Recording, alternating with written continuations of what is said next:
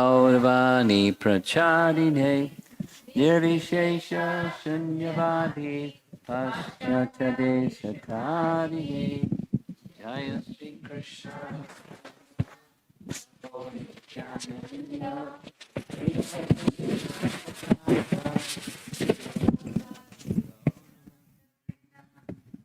Hare Krishna, Hare Krishna, Krishna Krishna, Hare Hare, Hare Rama, Hare Rama. So we're going to hear a little bit about the background as well as his speaking of Srimad Bhagavatam. It's a very interesting background. Of course, Sukadeva Goswami for 7 days, but he had a whole long history besides his 7 days of speaking Srimad Bhagavatam to Maharaj Parikshit along the bank of the Ganga.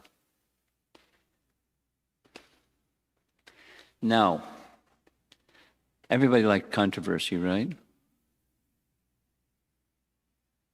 You don't like controversy?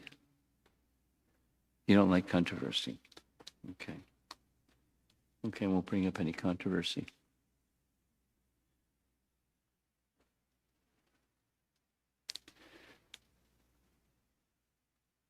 This is a verse from Canto 1, chapter 19. When he was assured of his death on a fixed date, he, that's Maharaj Parikshit, became more determined in transcendental loving service to Lord Krishna by complete fasting on the banks of the transcendental river Yamuna. So that's the controversy. Which was it? Was he on the bank of the Yamuna or was he on the bank of the Ganga? Huh? Well, there's different, I mean, this is the Bhagavatam, which flows down by the capital of Hastinapura. Next, this is Jiva Goswami commentary. Next to Kurukshetra, in the northern part of the adjoining forest is Shukratal along the Ganga, where Sukadeva Goswami sat beneath a banyan tree in the midst of 80,000 sages with no amplification system, and spoke the Bhagavatam to King Parikshit. Now that's Mahabharata, but here's Srimad Bhagavatam. And Sukadeva Goswami says about the next verse, his commentary, that the king took shelter on the bank of the Yamuna appears to be more accurate because of the geographical situation. Maharaj Parikshit resided in his capital, Hastinapur, and the river Yamuna flows down past the city. Naturally, the king would take shelter of the river Yamuna because she was flowing past his palace door.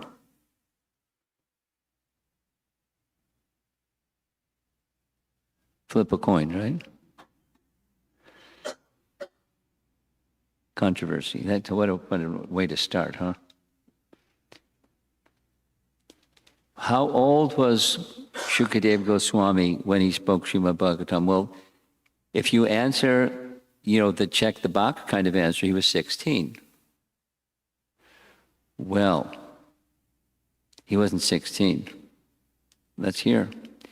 Here are some events which took place long before the departure of Maharaj Parikshit, which was when Sukadeva Goswami spoke Srimad Bhagavatam. He was present at the passing of Grandfather Bhishma. Sukadeva Goswami was present during the passing of Grandfather Bhishma.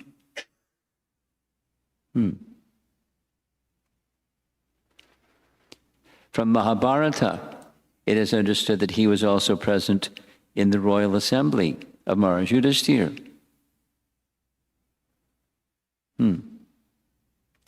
Also, Canto 6, Chapter 3, it is said Sukadeva Goswami heard the history of Ajamila from Agastya Muni in the Malay hills, which was long ago.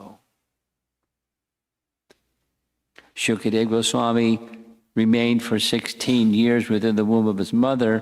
He did not want to be entangled in false bodily identification. After cultivating such knowledge within the womb of his mother, he came out. At the end of 16 years, that's how long he was in the womb, but then he did a bunch of other things.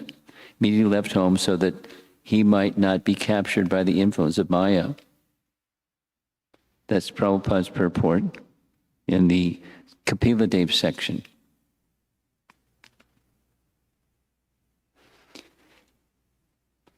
Oops, excuse me.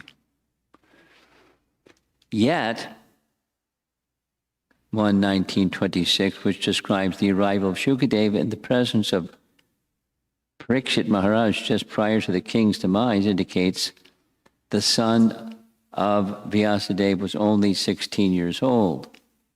But it means he looked as if 16. That's what the meaning is. Dvi Ashta, 2 times 8 is 16. So it appears to be a contradiction. So dasha varsha vyasakam iva, that's the key word. He was situated as if 16 years old. So one commentator, Giridhari Lal Goswami, in his commentary, explains this in his Bhagavatam commentary. Here's Bhakti Siddhanta. In the Puranas, we find 2 conclusions regarding the appearance of Sukadeva. One story says that he took the form of Shuka from the Arani wood after Vyasa saw the naked Apsara Gritachi. The other story says that he was born from the womb of the wife of Vyasa. Now, what a way to start, controversy. Hey, you had me to speak. The original identity of Sukadeva Goswami. Now, this is from Ananda Vrindavan Champu, and it's not found elsewhere. We've all heard the story. Say yes, yes. Have you heard the story? A parrot of Radha? Here's the story. Radha's parrot, Shuka, used to sit on her left hand while she would affectionately feed him the seeds from a pomegranate fruit. And she had him say Krishna's name. She would pet him affectionately, telling him, Bolo Krishna, Bolo Krishna. One day, Ananda Vrindavan Champu says, Shuka, Radha's parrot, flew away to Nandagram to Krishna, who was with his friend, Madhavangal and others. Then Shuka very sweetly began to utter, Krishna, Krishna, right in Krishna's ear. The parrot spoke again, Oh, I am very wretched and unfortunate. I am Kritagya. Kritagya, ungrateful. And don't recognize the good qualities of anyone, for I have left my mistress and have come here. Krishna at once took the parrot, who was Srimati Radhika's own, in his hand and began to fondle him, the male parrot. After Krishna manifest Leela ended, by the order of Krishna, the parrot destined to manifest Srimad Bhagavatam remained in this world. Later, he, the parrot, entered the mouth of Vyasadeva's wife and remained for 16 years.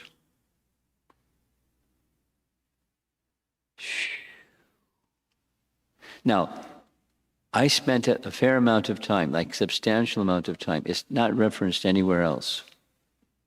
It's a popular story. It's not narrated anywhere else. But Kavi Karnapur is authoritative source. Gora Godadesh Deepika, he's the author of, and other texts. He's an authoritative person, and under Vrindavan Temple. In a day of Brahma, there's a previous life of Sukadeva Goswami, according to the moksha dharma of Mahabharata and from Skanda Purana. And here's this reference. Lord Shiva spoke Srimad Bhagavatam to Parvati. Skanda Purana. Parvati was not so attentive and began to slumber.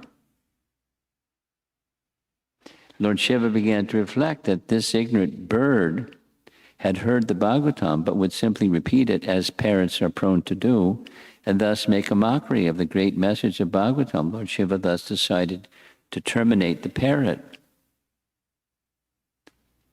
So, with Kusagrass, the parrot flew towards Vyasadev's ashram.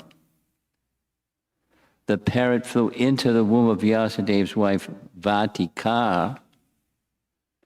Shuka remained in the womb of Vyasadev's wife for 16 years until Krishna persuaded him to come out. And then, in another kalpa, here's the Bhagavatam, Canto 9, chapter 21. Very detailed. This is purport. This is Prabhupada's writing.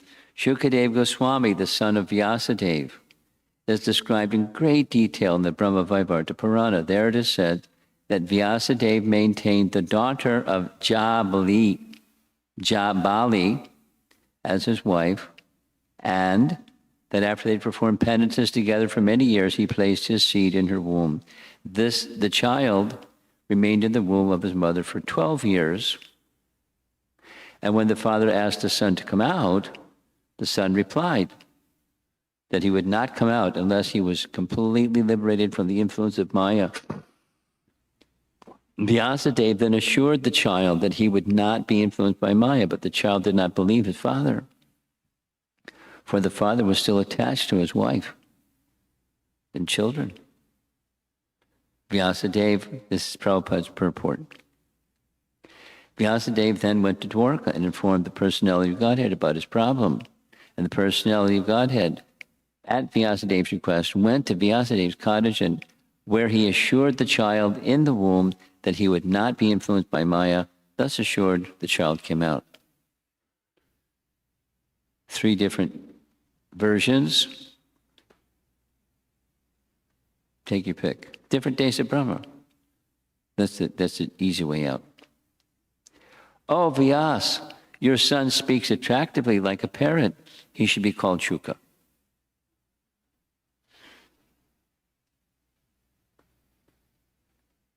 So he wasn't 16 when he spoke, but he was as if 16. That's an established fact. Sukadeva Goswami, after he came out of the womb of his mother, this is described in Canto 1, chapter 2. He left. And the painting shows his father was running after him. Come back, come back. And what was the reply? The echo of his voice up the trees, according to the Bhagavatam. No reply from Sukadeva. And he disappeared. And it said specifically that he passed by a lake where ladies were bathing, and they saw Sukadeva pass by, although he was naked. They didn't clothe themselves, but when they saw Vyasa, who was a grahastha, they clothed themselves, because he makes these distinctions, whereas Sukadeva was an impersonally liberated, Brahman-realized living entity who was very cautious about Maya. So what did his father do? His father had servants or disciples, and he sent those disciples into the forest with certain verses of the Bhagavatam, just reciting the verses, because who knows where Sukadeva was, somewhere off in the forest. So reciting, and the plan worked. Sukadeva Goswami was very attracted, not to something material, but something fully spiritual. Because of something fully spiritual, he left to come back to hear more. And he sat at the feet of Vyasadeva, and he heard the rest of Srimad Bhagavatam from Vyasadeva, along with many other sages. This is indicating the same. So there's Sukadeva Goswami having heard from Vyas very attentively. And you see from the painting, there's flower petals falling from the sky. The demigods are honoring Sukadeva Goswami. Some of the petals are even falling on his hair. And at this transcendental, what the main message here, aside from different days of Brahma, the main message is the topics of Srimad Bhagavatam are not material. Although they're about people doing things, and when it's easy, it's quite natural by conditioning to think this is material. You know, Krishna's pastimes in Vrindavan, and you know his so many things. Is making palaces and marrying and doing stuff. One may think it's material, but Sukadeva Goswami wasn't interested. It wasn't like just he was averse to anything material. And for that reason, the transcendental literature, which Sukadeva Goswami spoke because he heard it directly from his father, and then spoke it directly to Maharaj Parikshit, it's all on the transcendental platform. So now comes glorification of Srimad Bhagavatam, which means glorification of Sukadeva Goswami.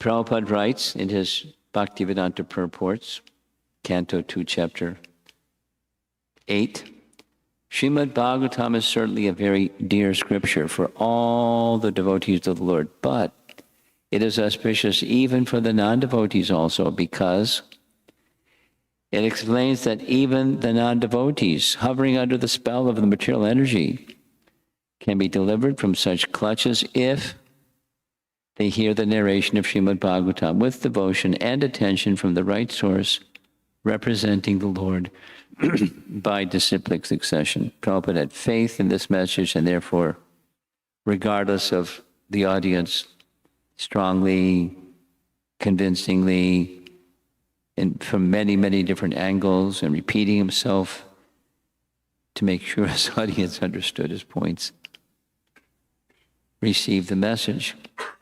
Here's a book published under the name of Bhaktisiddhanta. It's more his lectures than his own writing. Even if all the books in the world were burned, there would be no harm, provided one treatise was left, Srimad Bhagavatam. Even if thousands of learning centers were abolished, there would be no feeling of inconvenience, provided the reading and teaching of Srimad Bhagavatam continued. There are no other books in the world like Srimad Bhagavatam. This is not mere tittle-tattle, which is Bhaktisiddhanta's unique language.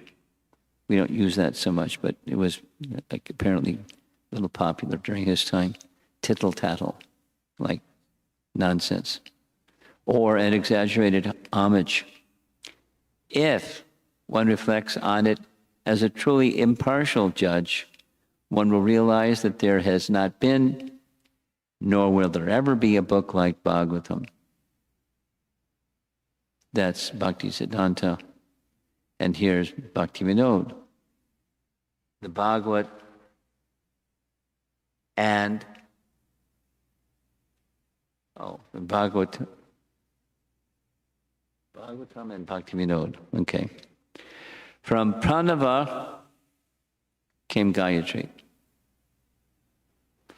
From Gayatri came the Vedas. From the Vedas came Brahma Sutra. And from Brahma Sutra came Srimad Bhagavatam, which has brightly arisen like a Satchitananda sun. Those who have eyes should see. Those who have ears should hear.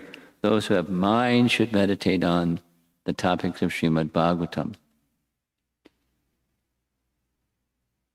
His direct writing. Here's Sanatana Goswami.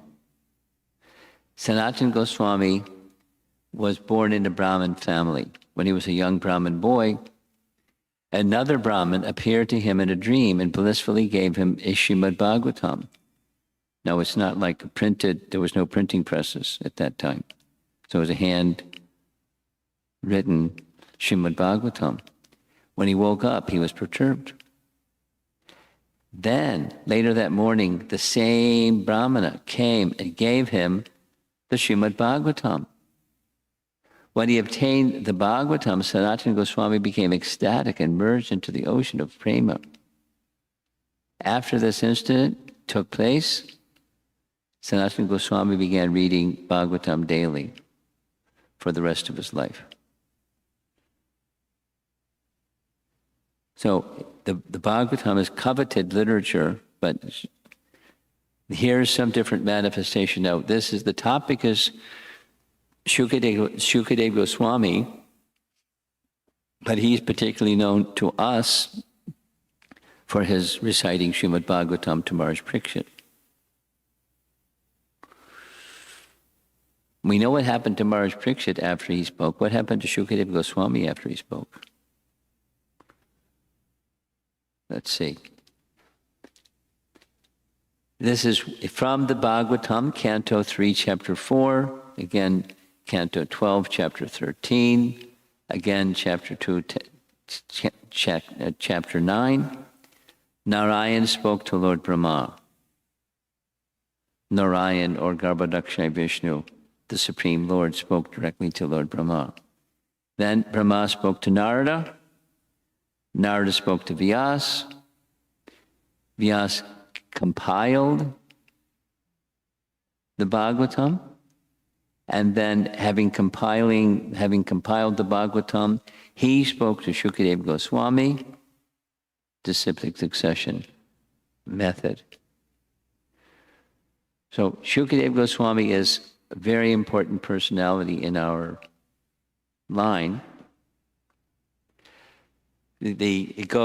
Our line goes from Vyas, Brahma, Narada, and then from Narada speaking this message to Vyasadeva. And Vyasadeva confirmed the understanding of the scriptures in the Bhagavatam to Madhvacharya. So that's our disciplic line. So Sukadeva Goswami is a very important person. And what I had planned was, during this time that I spend with all of you here, take principal personalities from Canto 1 Srimad Bhagavatam and speak something about each of those personalities. Now let's just have a quick little review. 1, a common understanding is that Sukadeva Goswami was 16 when he spoke Srimad Bhagavatam. So those of you who came a little bit late, you missed it. He was as if 16, because he had bodily features that looked as if he was 16, but he was present during the passing of grandfather Bhishma. He was present at the talks with Yudhishthira and the Rajasuya Yajna. So he was present sometime before then. And when he spoke, he was matured in his realization, and not just 16. But it's just a detail, because it doesn't matter how old. One who knows the science of Krishna, that's the requirement, regardless of age, young or old or middle.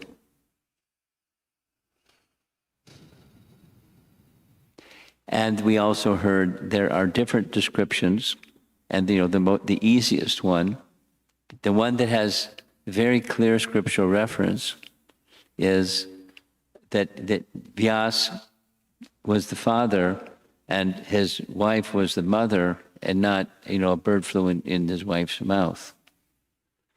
There are some references, but they're not, they're obscure.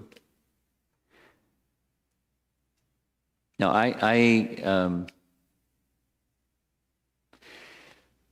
there was a series that I gave in China, and I said I'm not going to go through it because it's the Chinese devotees also know these stories. The Radharani's parrot and Sukadeva and Lord Shiva speaking the message of the Bhagavatam to Parvati. That's lesser known, but they have some idea.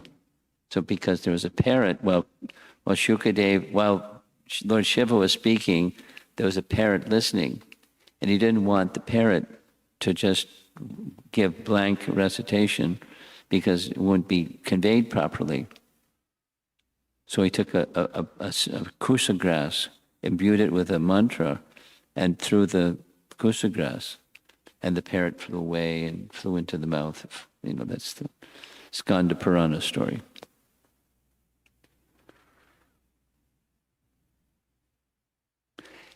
Having heard the Bhagavatam from Lord Shiva, that's that story. Shiva Purana, no, Skanda Purana. So there are different days. One explanation is different days of Brahma, different appearances. The Bhagavatam is very clear. The Bhagavatam isn't the parrot story, the Bhagavatam is father, mother, son. Many years of austerities. And that, in the Bhagavatam specifically, 12 years, not 16 years. So, but that's okay. When he appeared, and he finally spoke Bhagavatam, he appeared after doing these other things, he appeared as if 16. So there are some details about the life of Sukadeva Goswami. Let's see if it's a short class. Let's see because from experience, here in Austin, you all like to ask lots of questions. So it's question time. Let's see if there's some discussion. Hare Krishna, Guru Maharaj. Thank you for the class. So it looks like Sukadeva Goswami was very hesitant to come out of his mother's womb. Yes. For 16 years. What has happened in his previous life that made him do this decision? Because in his previous life, he was Radharani's parrot, and he was with Krishna. Let's leave those two stories to the side. Okay. Because another Vrindavan Champu, and it's a popular story, there's no other reference. So, leaving that narration to the side, and the Lord Shiva narration to the side, that's just the Bhagavatam narration. Then the question, it begs the question, how did he become Brahman realized within the womb of his mother? That's not the other stories. I researched a bunch. I didn't find an answer to that question. But something. But who? And there's no scriptural reference. So we don't make something because it makes sense that there's A, B, and C, but we don't have the reference for it. So we don't know.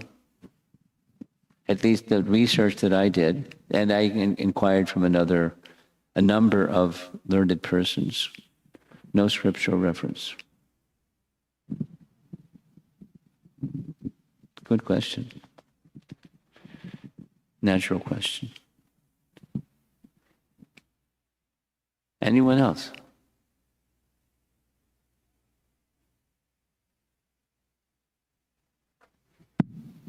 Hare Krishna, Guru Maharaj. Thank you for the wonderful class. I see that Sukadeva Goswami is painted sometime as blue, sometime as red. Is there any significance being blue color? His bodily complexion is darkish. That's the description. I don't know, red, but darkish. Okay. Not same as Krishna, who's, Sham, but Yeah, actually. darkish. Yes, that's what I was coming to. Is there any connection with Krishna's color? Okay.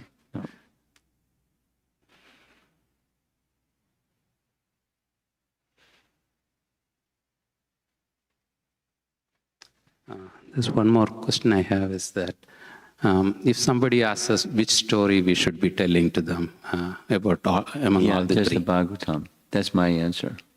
Okay. That we know.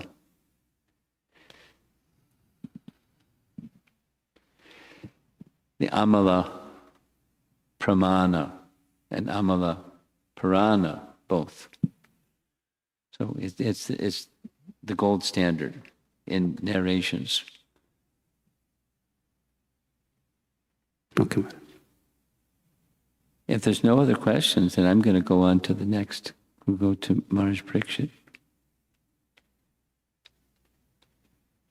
Let me do this.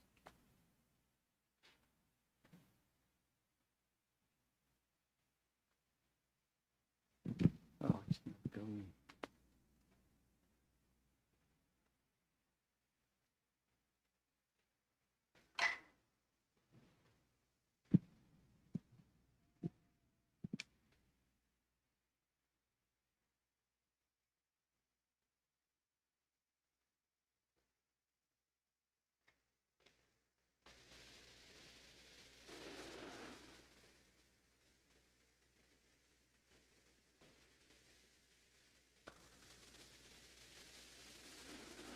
Okay. We'll start with different names. This is a longer presentation. Different names of Maharaj Parikshit. What does his name mean? You know the meaning? Parikshit?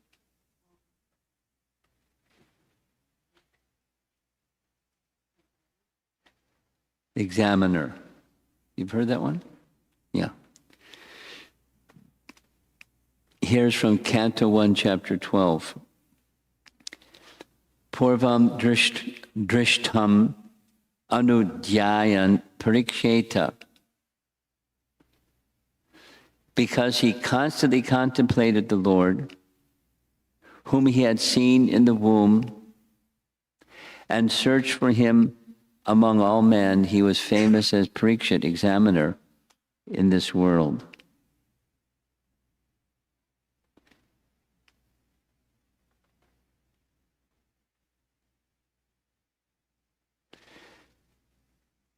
In Canto 10, Chapter 86, there's a discussion about Arjuna kidnapping Subhadra.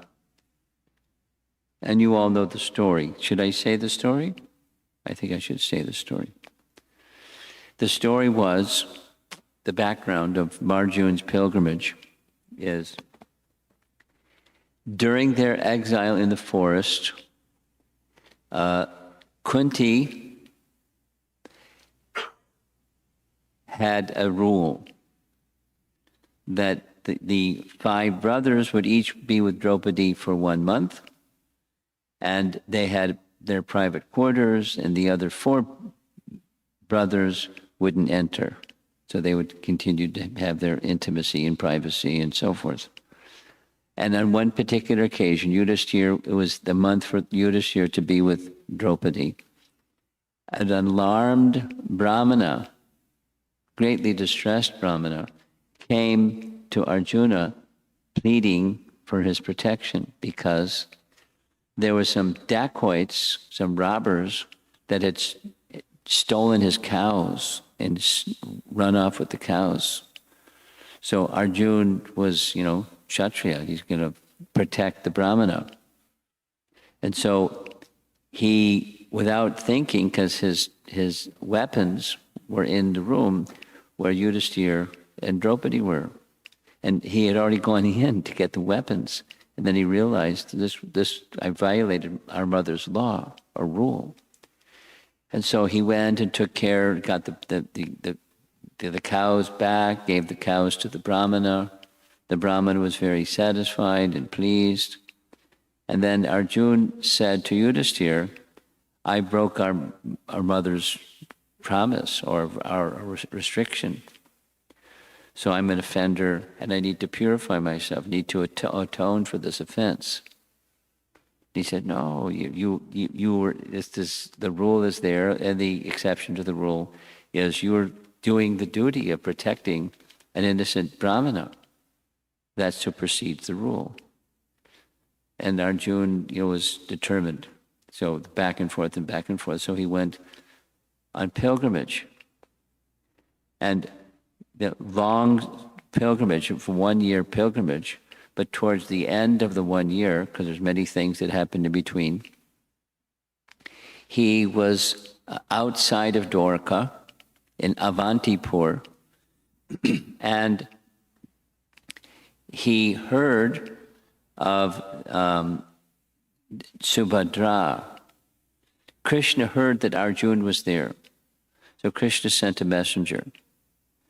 And Krishna's idea was, you may be interested, I think she's interested in you. But you can't come in dressed as Arjuna. You have to come in kind of incognito. So when you come to Dwarka, don't come in as Arjuna with your bows and arrows. Come in as, as who you are. And I'll make arrangements that you can, because Subhadra, Balaram doesn't allow her out. He's my elder brother and doesn't allow her to go out and about. And so Balaram likes to serve sadhus. So you come dressed as a brahmana and we'll have you take a meal, and Subhadra will serve the meal, and she'll have a chance to see you, you'll have a chance to see her, and I'll privately ask her, what do you think? And a few times, and it was, yeah, I'm attracted.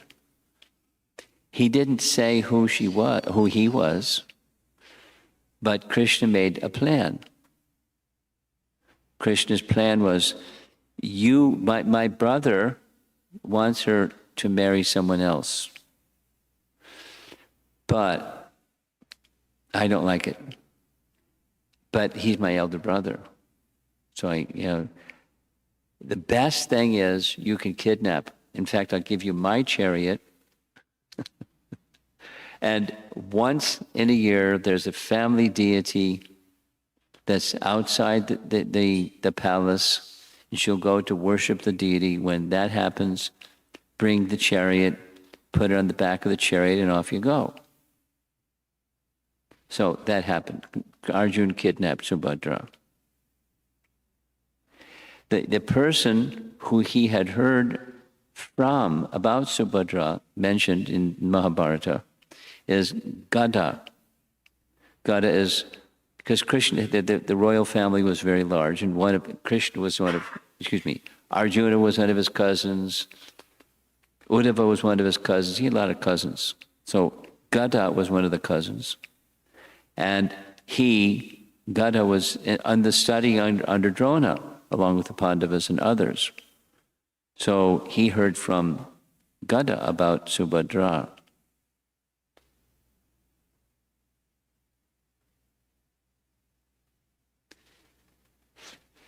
Later,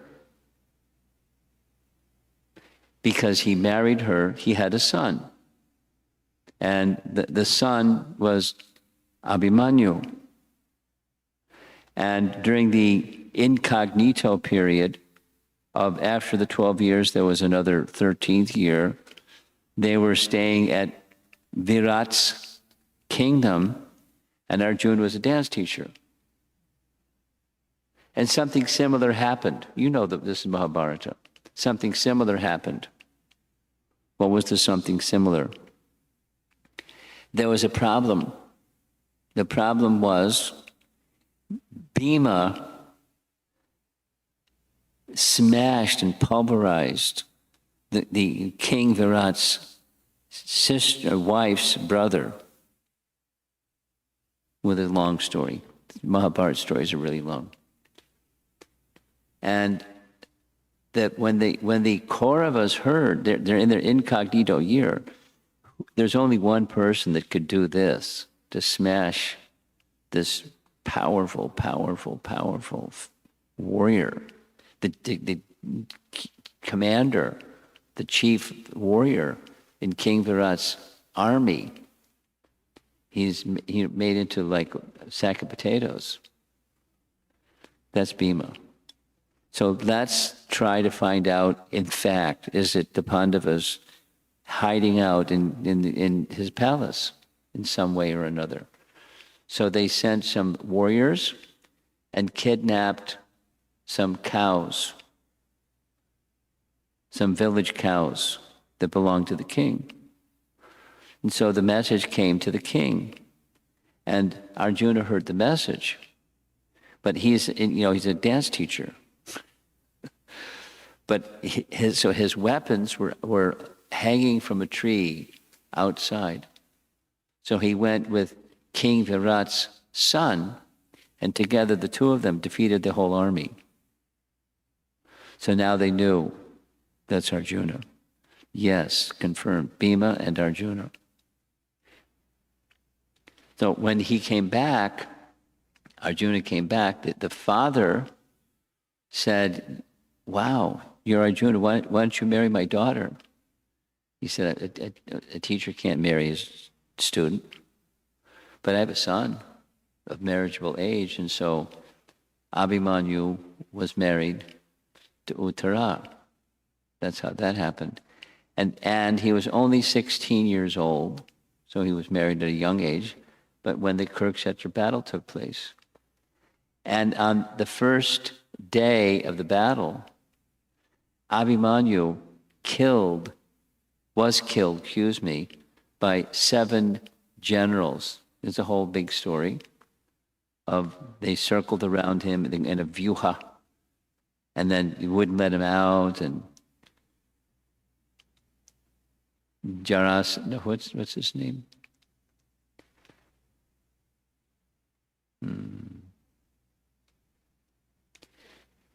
Jayadrath was assigned to keep the other Pandavas out so they could kill Abhimanyu. And then Arjuna took a vow, I'm going to kill Abhimanyu, or Jayadrath. So Uttara's pregnancy, Uttara was the wife of Abhimanyu, and Abhimanyu, they had a child who was still in the womb at the beginning of the battle. And when the beginning of the battle took place, Ashvatthama sent the Brahmastra to kill. And that's the history behind Maharaj Parikshit. Here's another, who was Maharaj Parikshit? When he was in the womb, it was known that he was a great devotee, but if he was a great devotee in the womb, who was he before that? Answer, not known. Again, research and other learned devotees. He was a great devotee with unknown origin. Uttara offered prayers to Krishna, and with the prayers to Krishna, here's the prayer, Krishna saved Maharaj Parikshit from the Brahmastra of Ashvatthama. Oh my Lord, you are all-powerful, fiery arrow, iron arrow is coming towards me fast. My Lord, let it burn me personally if you so desire, but please do not let it burn and abort my embryo. Please do me this favor, my Lord. So sure enough, because the Brahmastra is invincible, so Krishna himself personally came and stopped the Brahmastra from burning the embryo within the womb. So that's another name, because this whole topic is names of Maharaj Parikshit. So Viraha, because of his natural courage, he was not afraid of fire, even the Brahmastra weapon. Here's the verse indicating this characteristic of him.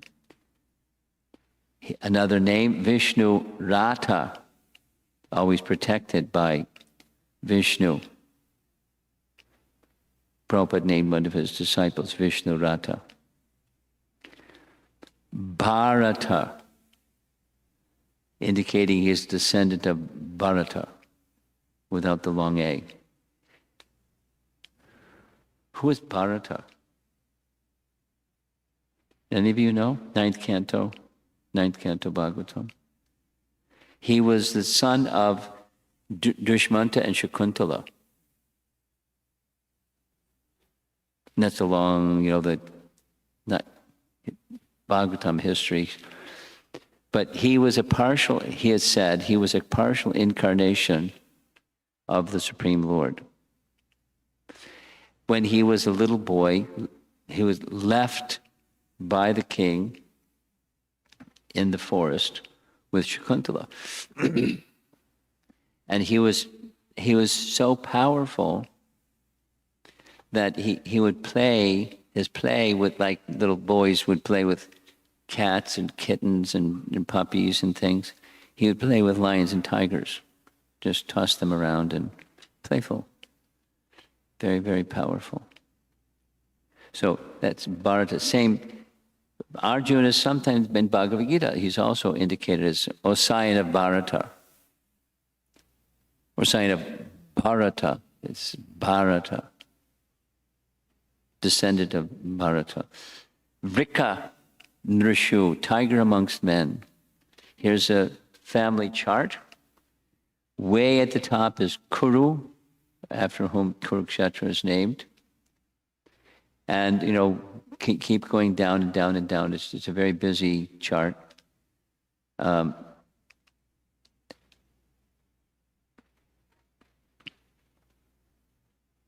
Let's do this. Parikshit's name is way down here. And Parikshit was the son of Uttara and Abhimanyu. And Abhimanyu was the son of Subhadra and Arjuna. And Arjuna was the son of Kunti and, and Indra. And then you go back up the chart and you get King Kuru at the top. Kuru was the father of Santanu.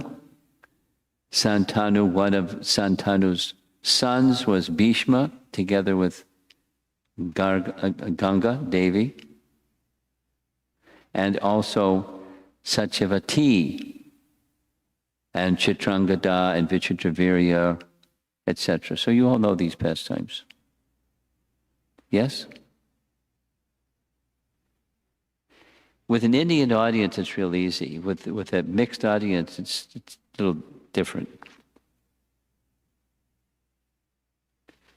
So here's a little bit of when he was born, there was an astrological chart conducted, and it's really fantastic. What was said by the astrologer about the birth of Maharaj Parikshit, when he was born, because Yudhisthira, they had just one surviving descendant, grandson, because their sons had been killed, and so just the grandson. And so when he was born, Yudhisthira wanted to have a big festival, giving in charity, and have the super astrologers predict, "Oh, great souls, will he become a saintly king, as pious as his very name, and as famous and glorified in his achievements and others who appeared in this great royal family?" So then they're going to list his characteristics. "This child shall be exactly like King Ikshvaku, son of Manu, in maintaining all those who are born." That's pretty good quality. "As for following Brahminical principles, especially in being true to his promise, he shall be exactly like Rama, the personality of Godhead, the son of Maharaj Dasarath." So when he gave his word, it was good. this child will be a munificent donor of charity and protector of the surrendered, like the famous King Shibi.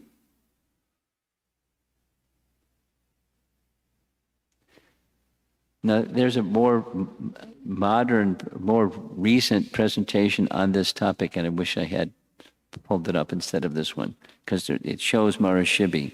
Maharishi, what was he famous for? He was charitable, and one time he had a dove in his hand, and an eagle or hawk came and wanted to eat the dove, and he persuaded the dove. But it was a test, because this is demigods heard about the charitable nature, so they wanted to test his charitable nature. So they appeared as a hawk, and said, if you don't want us to take that dove, then you have to give us flesh. So with a knife, he cut the flesh off his body and fed it to the hawk. Charitable. It was a pigeon.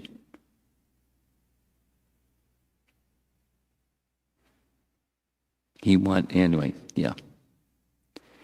He will expand the name and fame of his family like Bharata, the son of Dushmanta. So Dushmanta was a king, and his son Bharata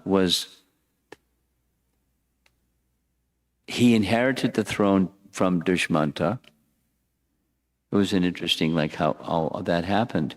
But he ruled very virtuously, partial incarnation of the Supreme Lord. And in this way, he spread the name and fame of the royal family. Amongst great bowmen, this child will be as good as Arjuna. That's pretty good. He will be irresistible as fire, as unsurpassable as the ocean, as strong as a lion, as worthy a shelter as the Himalaya mountains, forbearing like the earth, this is his birth forecast, as tolerant as a mother and father toward their child.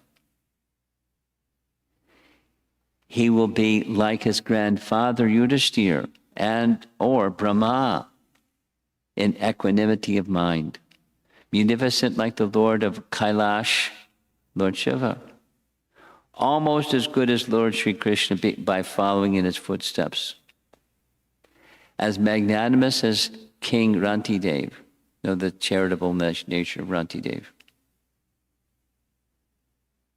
I don't need to narrate that. You all know that, Rantidev.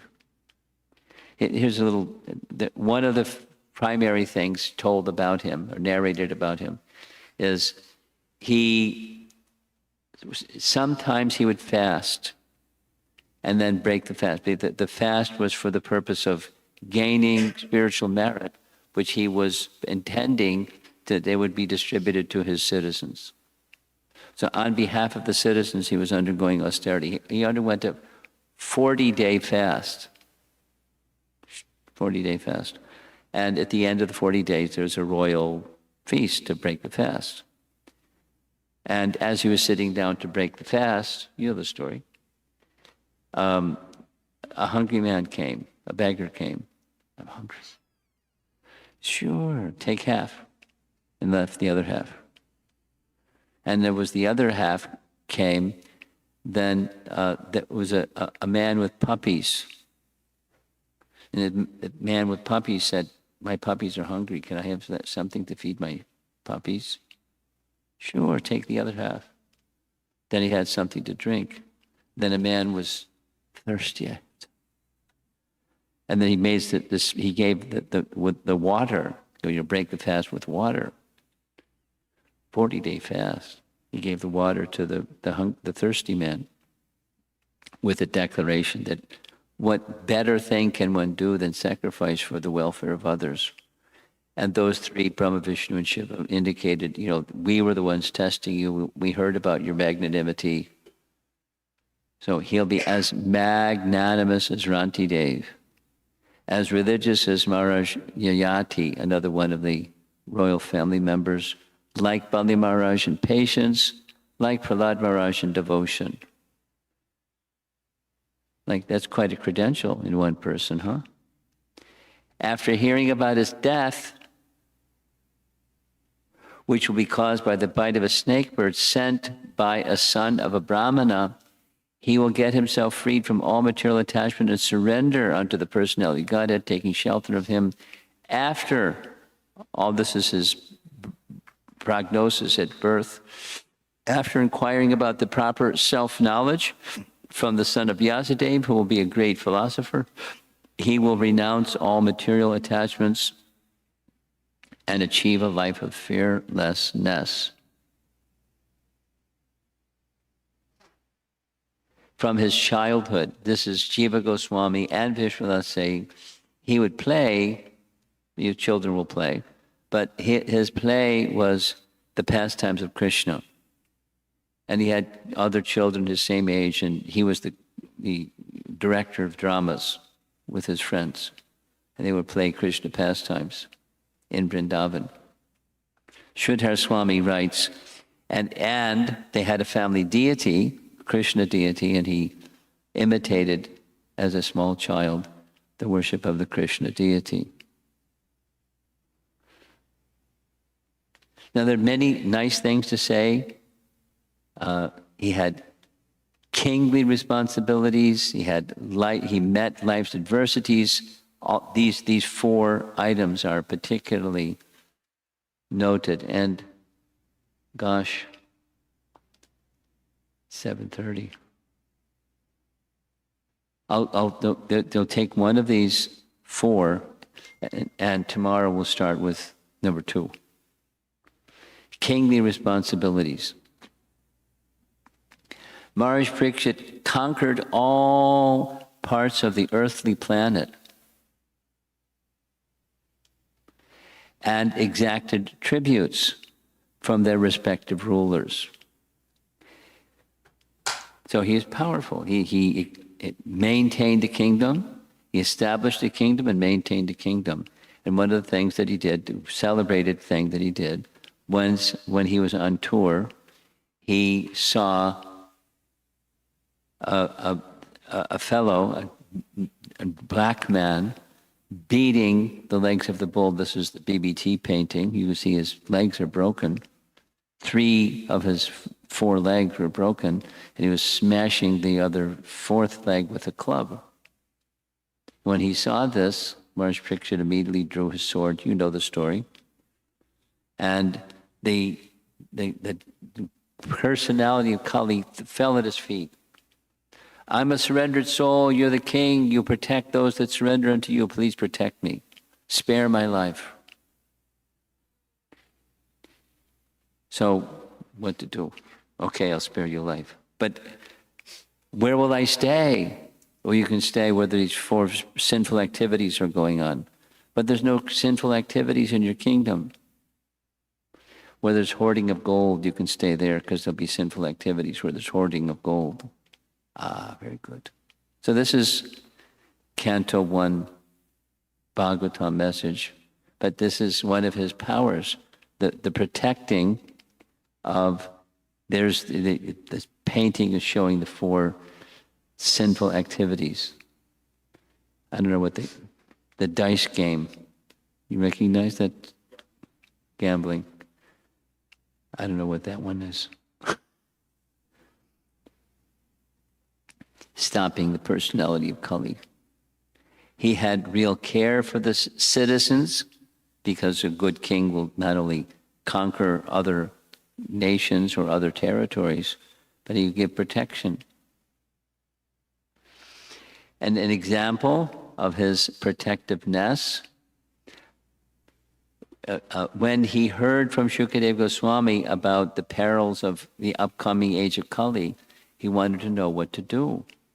Because there's not yet Kali Yuga. And for people in Kali Yuga, what can be done to prevent them from having to suffer? Please let me know what a man should hear, chant, remember, and worship, and also what he should not do. Please explain all this to me.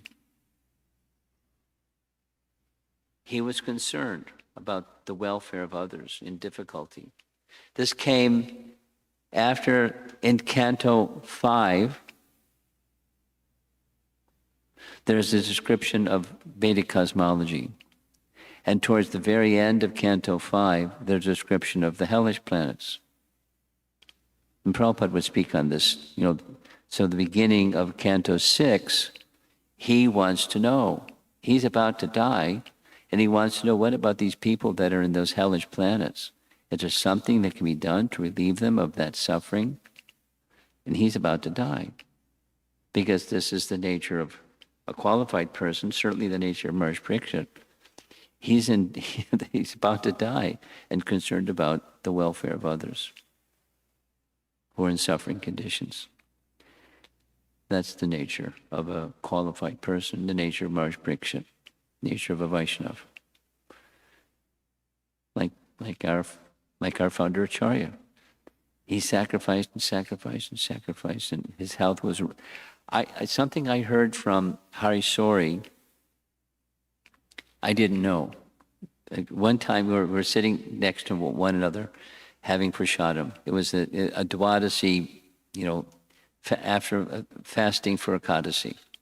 So we're sitting together next to one another. And I asked him some question about what was Prabhupada's practice in observing Ekadasi. So he was describing. And then Hari Sori was motioning to some pain in his back, and I asked, "What's that?" And he said, Prabhupada, regularly Prabhupada would take a massage. Then he just went off into this Prabhupada story about he took massage not for enjoyment or pleasure, but he had one kidney that didn't work at all, and another kidney that was half working. And one of the functions of kidneys is it takes toxins from the body and eliminates them through urine. It's one of the functions of a kidney, one of the primary functions. And his weren't working. So his body was always in pain. So the massage was to move the toxins that had accumulated in his body because they weren't being eliminated otherwise in this method of, very strong massage. And he made a point. Prabhupada didn't want padding. He wanted, he wanted strong hands to take care of the massage. And then when he went to London and he was on this journey, he had a surgery on his kidneys because it just wasn't working. It was too much pain. Hari Sori said only twice. Prabhupada was he hit his Prabhupada button. He just kept going. He was always in pain.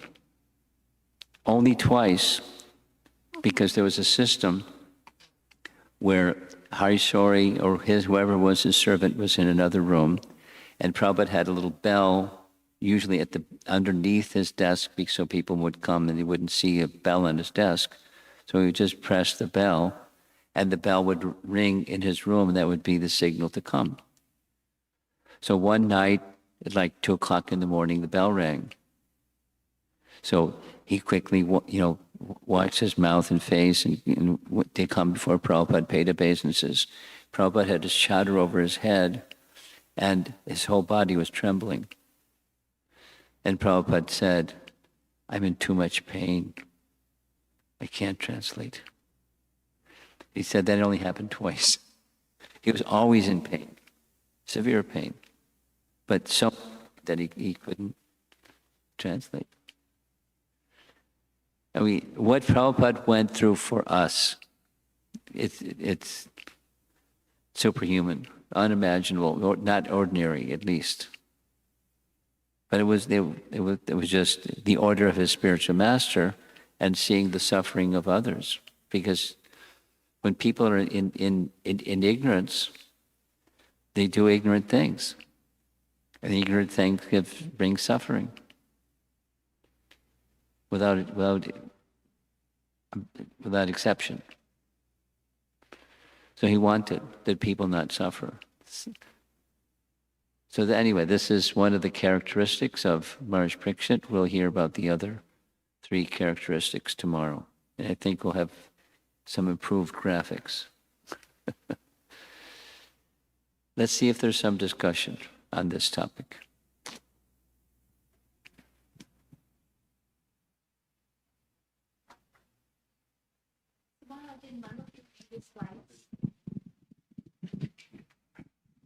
Hare Krishna Maharaj. Yeah. Maharaj, in one of the previous slides, you mentioned that, at least the slide said that there were 40,000 saints who were witnessing Yeah. the recitation of Srimad Bhagavatam. So was it heart-to-heart recitation or was it loud? Because you also mentioned that there was no mic. Amplification. Yes. I don't know what technology, how it was done. He must have had a good voice. That's a lot of people. It's a lot of people. But that's what the Bhagavatam says, so I just read what the Bhagavatam says. Now, your question is how did he convey his voice and with so many people? I don't know. Thank you, Maharaj.